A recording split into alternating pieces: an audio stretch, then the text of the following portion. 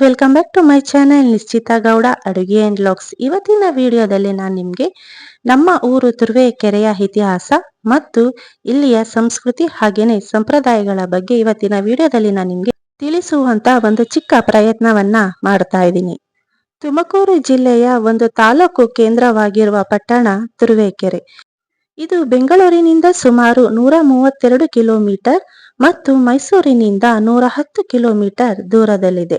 ರಾಷ್ಟ್ರೀಯ ಹೆದ್ದಾರಿ 150A ಇಲ್ಲಿನ ಮೂಲಕ ಹಾದು ಹೋಗುತ್ತದೆ ಮತ್ತು ಬೆಂಗಳೂರಿನಿಂದ ಪ್ರತಿ ಅರ್ಧ ಗಂಟೆಗಳಿಗೊಮ್ಮೆ ಕೆಎಸ್ಆರ್ಟಿಸಿ ಬಸ್ ಸೌಲಭ್ಯ ಕೂಡ ಇಲ್ಲಿ ಇದೆ. ಇದು ಬೇಟರಾಯ ಸ್ವಾಮಿ ದೇವಸ್ಥಾನ ಮತ್ತು ಬೇಟರಾಯ ಸ್ವಾಮಿ ದೇವಸ್ಥಾನದ ತೇರು. ಬೇಟರಾಯ ಸ್ವಾಮಿ ದೇವಸ್ಥಾನ ಇಲ್ಲಿನ ಪ್ರಮುಖ ದೇವಸ್ಥಾನಗಳಲ್ಲಿ ಒಂದಾಗಿದೆ. ಗಂಗಾಧರೇಶ್ವರ ದೇವಸ್ಥಾನದಲ್ಲಿ ಇರುವಂತಹ ಬಸವಣ್ಣನ ಮೂರ್ತಿಯ ಮೇಲೆ ನಾವು ಹೊಯ್ಸಳರ ಕಾಲದ ಶಿಲ್ಪಕಲೆಯ ಕೆತ್ತನೆಗಳನ್ನ ನೋಡಬಹುದಾಗಿದೆ.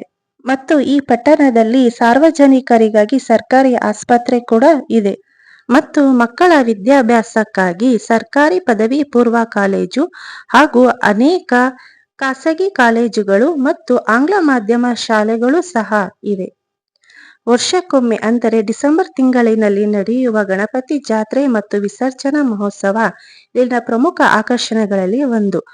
ಹಾಗೂ ಸಿನಿಮಾ ಪ್ರೇಮಿಗಳಿಗಾಗಿ ಪೂರ್ಣಿಮಾ ಚಿತ್ರಮಂದಿರ ಮತ್ತು ಶ್ರೀಕೃಷ್ಣ ಚಿತ್ರಮಂದಿರ ಎಂಬ 2 ಚಿತ್ರಮಂದಿರಗಳು ಸಹ ಈ ಪಟ್ಟಣದಲ್ಲಿ ಇವೆ.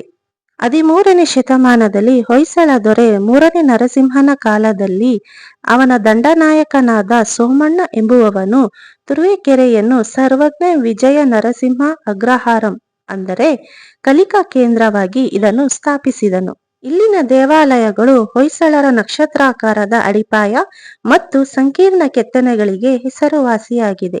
ಪ್ರಮುಖ ದೇವಸ್ಥಾನಗಳಾದ ಚೆನ್ನಕೇಶವ, ಮೂಲಶಂಕರೇಶ್ವರ, ಗಂಗಾಧರೇಶ್ವರ ದೇವಸ್ಥಾನಗಳು ಪುರಾತತ್ವ ಇಲಾಖೆಯಿಂದ ಸಂರಕ್ಷಿಸಲ್ಪಟ್ಟಿವೆ. ಇದು ತುರುವೇಕೆರೆಯ ಗ್ರಾಮ ದೇವತೆಯ ದೇವಸ್ಥಾನ.